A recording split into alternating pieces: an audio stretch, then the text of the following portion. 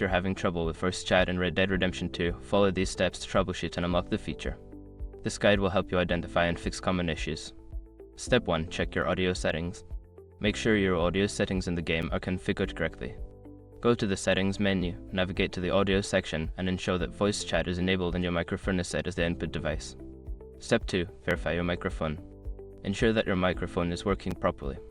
Test it outside of the game using a voice recording application or another program to confirm that it captures sound. Step 3. Adjust system settings. Check your system's audio settings. On Windows, right-click the sound icon in the taskbar, select Sounds, and make sure your microphone is set as the default device. Also, check the privacy settings to ensure the game has permission to access your microphone. Step 4. Restart the game. Sometimes, simply restarting the game can resolve issues with voice chat.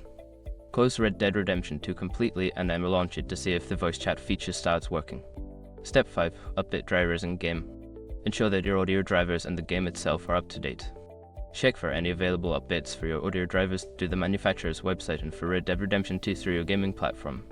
If you follow these steps, you should be able to resolve the voice chat issues in Red Dead Redemption 2. Enjoy your gaming experience.